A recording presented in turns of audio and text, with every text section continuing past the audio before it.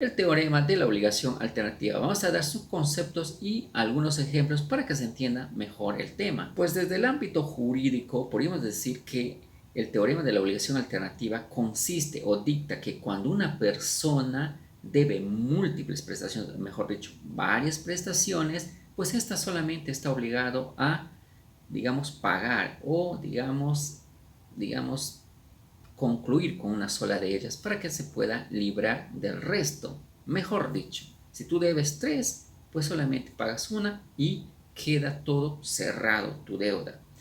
Esta obligación prácticamente se debe de uno a uno. Es muy distinta a una, digamos, deuda o obligación alternativa, pero en conjunto, ¿no? Esto se refiere prácticamente en un solo contexto. Y esto se debe, digamos, en el núcleo del teorema, se debe a prácticamente a que cuando la persona, digamos, se imposibilita de pagar dicho préstamo o de pagar dicha deuda, entonces es ahí donde entra a tallar justamente, digamos, esta operación en la cual consiste simplemente que si tú debías tres deudas, pues basta con que la pagues una sola y va a ser más que suficiente para que el resto desaparezcan. Pero hay que entender una cosa, amigos, que esto se da prácticamente, digamos, o se contempla con un solo deudor, o sea, no se contempla con varios deudores, que es muy distinto. O sea, a este sistema le llamamos, digamos, una contemplación simple en la cual, o una obligación simple en la cual el deudor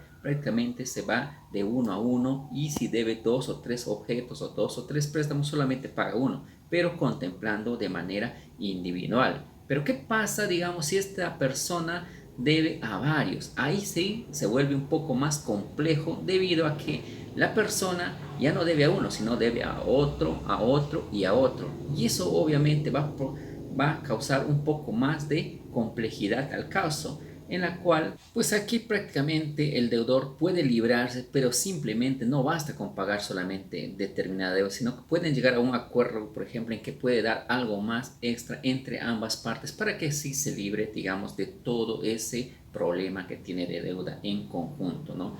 Digamos que el deudor tiene que pagar a determinadas personas, pero solamente una parte, nada más para que pueda librarse, pero no es que no va a pagar, sí tiene que hacerlo, pero optar por un objeto o digamos si esa persona tiene un carro, puede darle el carro, si esa persona tiene una casa, puede darle de repente si su deuda es demasiado grande, una casa y dejar el resto ya digamos como subsanada su deuda.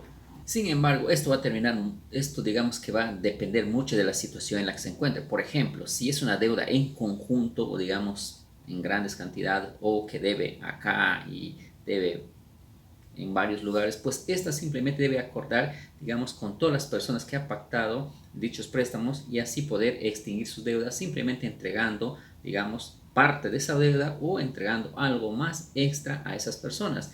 Eso, digamos, sería en la parte de la forma de la conjuntiva, cuando debes algo en conjunto a determinadas personas. Pero si es una alternativa, digamos, es cuando solamente debes a una sola persona. Pues aquí simplemente si tú le debes a esa persona una cosa y le debes otra deuda, pues basta con pagarle simplemente una, porque no olvides que la deuda se acumula muchas veces que a veces no lo podemos porque no lo podemos pagar. Y obviamente recíproco a eso, solamente vas, digamos que la ley te faculta que solamente debes pagar una sola deuda para que tu deuda prácticamente se extinga.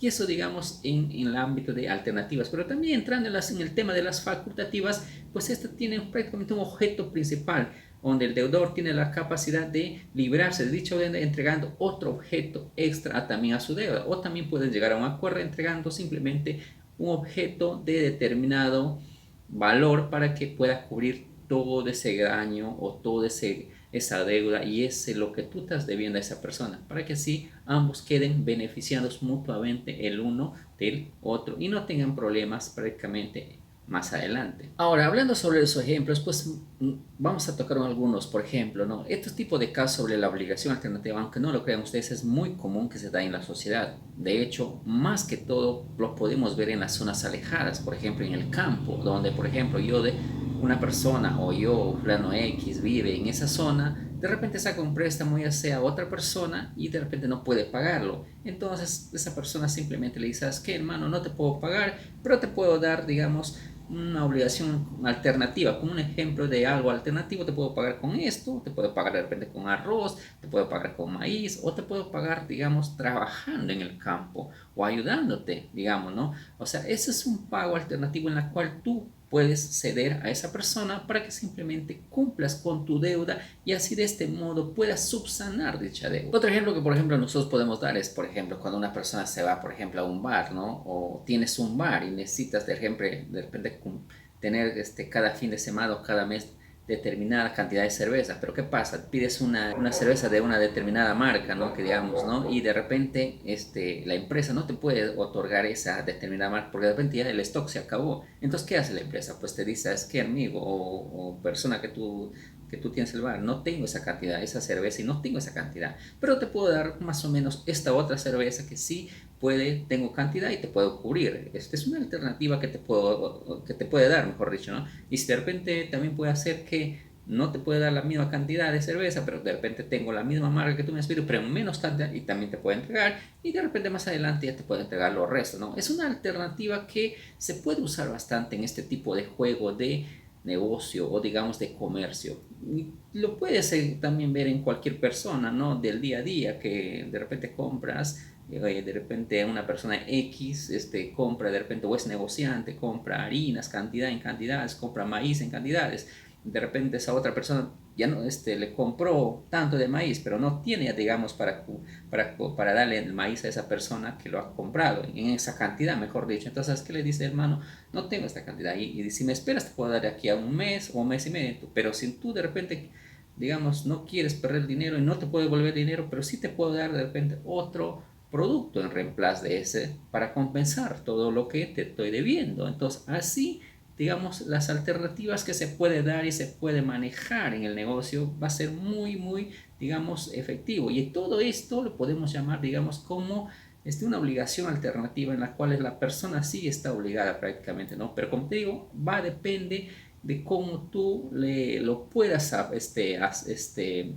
solucionar el problema, por ejemplo, porque hay obligaciones simples, también hay obligaciones en conjuntos que tú le puedes dar y digamos que hay en este tipo de obligación alternativa, pues consiste, como te digo, si tú le debes a una persona individualmente a una persona, le debes 2, 3 veces, pues basta que canceles una sola vez y puedas solucionar tu problema. Obviamente también llegar a un previo acuerdo, hablando después, etcétera, ¿no?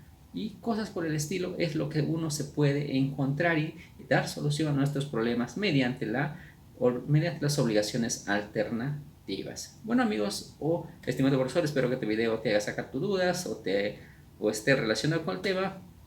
Así que esto, por lo tanto, sería mi participación en esta clase de lógica jurídica con el tema de las obligaciones alternativas. Dicho esto, gracias.